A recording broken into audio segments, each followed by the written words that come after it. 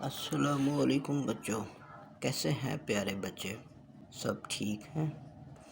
بچوں، آج ہم ایک نئی کہانی سنیں گے۔ اصل میں یہ کہانی ہے ایک محاورے کی بنیاد پر۔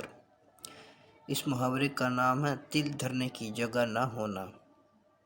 اس کا مطلب بنتا ہے بالکل جگہ نہ ہونا یا بہت ہی بھرا ہوا ہونا کسی جگہ کا۔ تو بچوں، کہانی شروع کرتے ہیں۔ بچوں، ہم کہانی شروع کرتے ہیں۔ حسیب کئی دنوں سے اپنے والد سے ضد کر رہا تھا کہ وہ اسے کلفٹن کی سیر کے لیے لے جائیں۔ ایک دن حسیب کے ابو شام کے وقت حسیب کو لے کر کلفٹن کی سیر کو نکل پڑے۔ حسیب 7ویں جماعت میں پڑھتا تھا۔ وہ بہت ہی ذہین اور پڑھائی میں بہت اچھا تھا۔ اس کے استاد بھی حسیب سے خوب پیار کرتے تھے۔ حسیب اپنے ابو کے ساتھ کلفٹن جانے والی بس میں بیٹھ گیا اور پھر کچھ دیر ہی بعد وہ دونوں کلفٹن پہنچ چکے تھے۔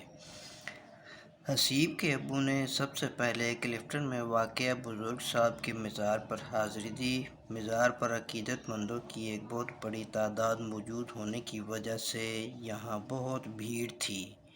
یوں سمجھ لیں کہ تل دھرنے کو جگہ نہ تھی۔ حسیب کے ابو اور حسیب نے مزار پر فاتحہ پڑھی۔ اس کے بعد حسیب اپنے ابو کے ساتھ ساحل سمندر کی طرف روانہ ہو گیا۔ حسیب اپنے ابو کے ساتھ جب ساحل سمندر پر پہنچا تو اس نے گھوڑے اور اونٹ پر سواری بھی کی۔ حسیب بہت خوش تھا کہ اسے آج کئی دنوں بعد کلفٹن آنے کا موقع ملا تھا۔ اس کی یہ خوشی اس کے چہرے پر بھی موجود تھی اور حسیب کے ابو اسے خوش ہوتا دیکھ کر خود بھی خوش ہو رہے تھے۔ حسیب اپنے ابو کے ساتھ رات دیر تک کلفٹن کی سیر کرتا رہا۔ اس نے وہاں جھولے بھی جھولے اور مختلف چیزیں بھی کھائیں اور پھر خوشی خوشی وہ اپنے ابو کے ساتھ گھر روانہ ہو گیا۔ پیارے بچوں، اب آپ کو معلوم ہو گیا ہوگا کہ تل دھرنے کو جگہ نہ ہونے کا مطلب کیا ہے۔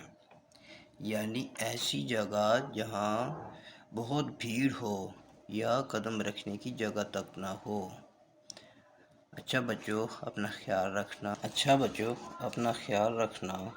اس کہانی کو اچھی طرح سمجھ کر یاد کرنا اور اپنی زندگی میں اس محاورے کا استعمال بار بار یعنی جا بجا کرنا۔ بچوں، اپنا خیال رکھنا۔ خدا حافظ۔